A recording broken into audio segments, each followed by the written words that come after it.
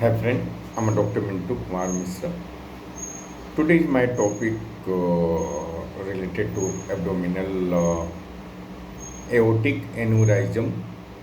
Abdominal aortic aneurysm, one kind of topics related to liver. तो दोस्तों मैं बात करूँगा कि ऐसे मतलब इस बीमारी का कैसे मतलब शुरुआत होती है, किस प्रकार का मतलब समस्या हो सकती है। तो दोस्तों मैं बात करूँगा महाधमनी। हमारे शरीर की सबसे बड़ी रक्त वाहिका होती है। यही हमारे हृदय से रक्त लेकर सिर, बाहों, पेट, पैर और पेल्विक तक पहुंचाती है। कुछ ऐसी स्थितियां हैं जिसके कारण महाधमनी की दीवारों में छोटे गुब्बारों की तरह सूजन या उबार हो जाते हैं। ऐसे में धमनी की दीवारें धीरे धीरे कमज़ोर पड़ने लगती हैं, काफ़ी शिथिल हो जाती है, काफ़ी वीक हो जाती है। यही स्थिति यदि महाधमनी के निचले हिस्से यानी पेट के पास में हो जाए तो यह एब्डोमिनल एओर्टिक एनोराइजम या उदर महाधमनी धमनी विस्फार ट्रिपल ए कहलाती है। यानी कोई तकलीफ हो, काफ़ी मतलब स्वेलिंग टाइप का हो जाता है। महाधमनी यानी एओर्टा शरीर की सबसे बड़ी रक्त वाहिका है, ब्लड को ट्रांसपोर्ट करती है। पेट के हिस्से में होने वाली यह समस्या कई बार ब्लड सर्कुलेशन रक्त स्राव का कारण बनती है, जो जानलेवा भी हो सकती है, जो डेंजरस हो सकती है। एक्चुअली धमनी विस्फार यानी कि एब्डोमिनल एओर्टिक एनोराइजम वो आकार होता है और यह कितनी तेज़ी से बढ़ रही है, इसके आधार पर उपचार और आपातकालीन स्थिति में सर्जरी की भी ज़रूरत पड़ती है, आवश्यकता होती है। यहाँ पर एक बात ध्यान देने की ज़रूरत, एक बात गौर करने की ज़रूरत है कि ट्रिपल ए की हर स्थिति जानलेवा नहीं होती। इसमें समस्याएं तभी पड़ती हैं जब ये जो धमनी का विस्तार बड़ा हो जाता है, धमनी के टूटने के टूट भी सकता है। यही कारण है जिन लोगों में ट्रिपल ए यानी कि एब्डोमिनल एओर्टिक एन्यूराइजम का निदान होता है, डॉक्टर उनकी बारीकी से निगरानी करते हैं और सही तरीके से इलाज करते हैं। तो दोस्तों यही चर्चा का विषय है और इसके बारे में एक डिटेल्स बताने की कोशिश करूँगा। तो दोस्तों एब्डोमिनल एओर्टिक एन्यूराइजम के कितने प्रकार के होते हैं, किस प्रकार के होते हैं और टाइप्स ऑफ एब्डोमिनल एओर्टिक एन्यूराइजम। तो दोस्तों ट्रिपल ए का क्लासिफिकेशन मेनली उसके आकार और बढ़ने की गति के आधार पर होता है।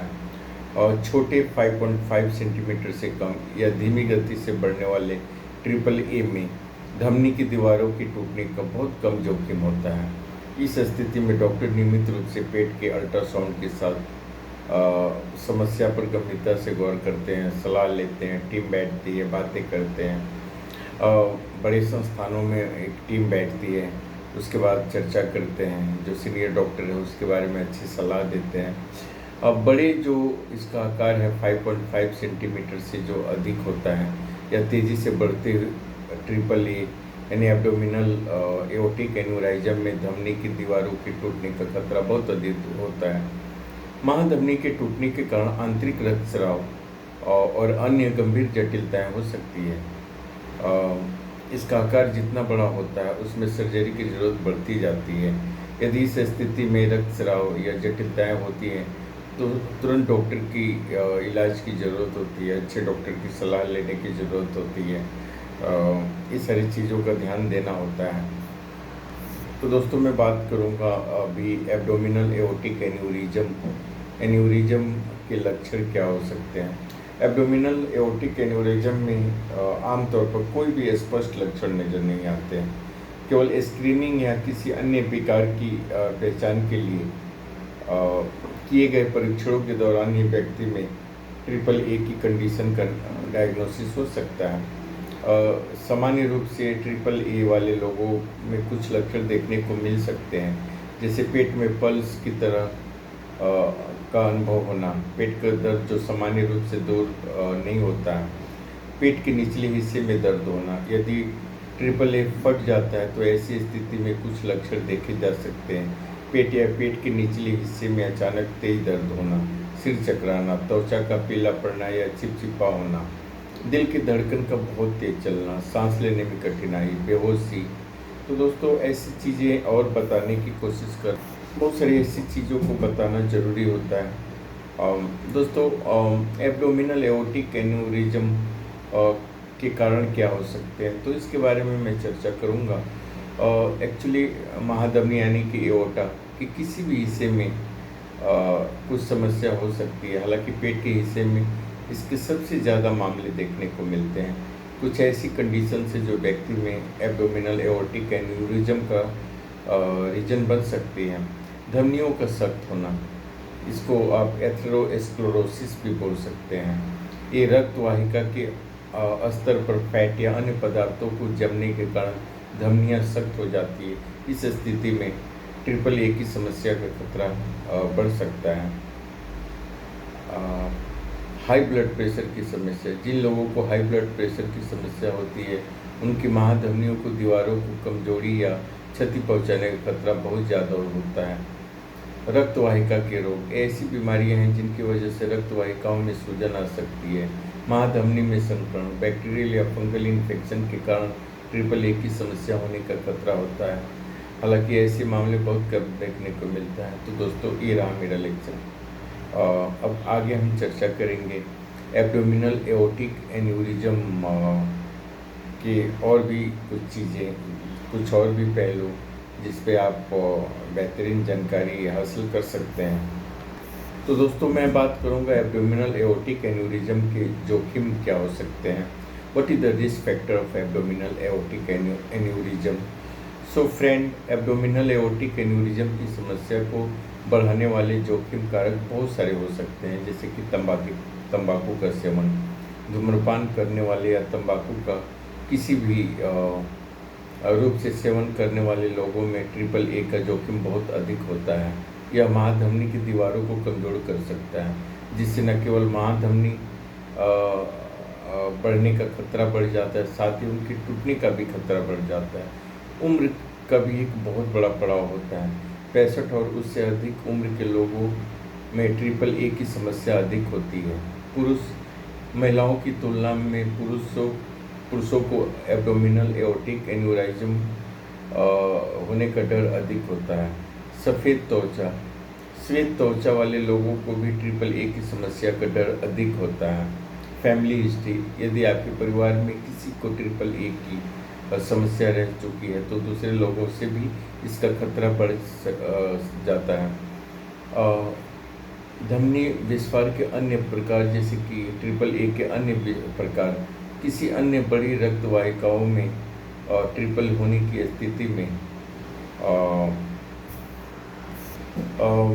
बड़ी रक्त वाहिकाओं में होने की स्थिति में ट्रिपल ए की समस्या, मतलब वाहिकाओं में बढ़ने की स्थिति में ट्रिपल ए की समस्या का खतरा रहता है।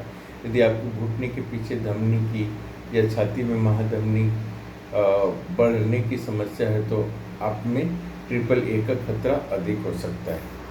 तो दोस्तों बात करेंगे एब्डोमिनल एओर्टिक एन्यूरिज्म के डायग्नोसिस किस प्रकार किया जाता है। तो दोस्तों सामान्य तौर पर यदि ट्रिपल ए की स्थिति में धमनी फटी नहीं है तो इसका पता नहीं चल पाता है। किसी अन्य बीमारी के निदान के लिए किए गए परीक्षण के दौरान ही इसकी पुष्टि होती है। यदि डॉक्टर को संदेह है कि व्यक्ति को ट्रिपल ए की समस्या हो सकती है तो पेट को छू कर पता करते हैं, वहाँ किसी प्रकार की कठोरता या अन्य समस्या तो नहीं है। इसके अलावा पैरों में रक्त के प्रवाह की जांच करने से भी ट्रिपल ए का पता लग सकता है। आमतौर पर इस स्थिति में समस्या के निदान के लिए जिन परीक्षणों को प्रयोग में लाया जाता हुआ है पेट का सीटी स्कैन, पेट का अल्ट्रासाउंड, छाती का एक्सरे, पेट का MRI। तो दोस्तों बात करेंगे एब्डोमिनल एओर्टिक एन्यूरिज्म ट्रीटमेंट की। इसका ट्रीटमेंट कैसे होता है। तो दोस्तों ऐसी बहुत सारी चीज़ों की जानकारी मैं देने वाला हूँ। तो दोस्तों एब्डोमिनल एओर्टिक एन्यूरिज्म की समस्या कितनी बड़ी है, इसी आधार पर इसका इलाज किया जाता है। यदि ट्रिपल ए के फटने पर खतरा कम हो जाता है तो इसमें सीधे तौर इलाज की आवश्यकता नहीं होती है। ट्रिपल ए के आकार के आधार पर इलाज की प्रक्रियाओं को प्रयोग में लाया जा सकता है। और छोटे आकार का ट्रिपल ए 3 सेंटीमीटर से 4.4 सेंटीमीटर तक इस प्रकार के ट्रिपल ए से पीड़ित रोगियों को अल्ट्रासाउंड स्कैन कराने की सलाह दी जाती है। इससे यह पता लगाया जा सकता है कि इसका आकार बढ़ तो नहीं रहा है। इसके अलावा रोगी को अपने जीवन शैली को प्रयोग में लाने की सलाह दी जाती है। अच्छे लाइफ स्टाइल के बारे में कहा जाता है। कुछ डॉक्टर के सलाह से कुछ एक्सरसाइज के बारे में बताया जा सकता है। मध्यम आकार के ट्रिपल ए 4.5 सेंटीमीटर से 5.4 सेंटीमीटर इस आकार के ट्रिपल ए से पीड़ित रोगियों को हर 3 माह में अल्ट्रासाउंड कराने की सलाह दी जाती है। इसके अलावा रोगी को स्वस्थ जीवन शैली को प्रयोग में लाने की सलाह दी जाती है। अब बात करेंगे बड़े आकार का ट्रिपल ए के बारे में। 5.5 सेंटीमीटर या उससे ज़्यादा, अब से अधिक इस प्रकार के ट्रिपल ए से पीड़ित रोगियों में धमनी को फटने से बचाने के लिए जल्द से जल्द सर्जरी कराने की सलाह दी जाती है। तो दोस्तों, ये रहा मेरा एब्डोमिनल एओर्टिक एन्यूरिज्म से रिलेटेड कुछ विशेष पहलू। ऐसे बहुत सारे लेक्चर्स हमारे रहेंगे। Thanks, love you all.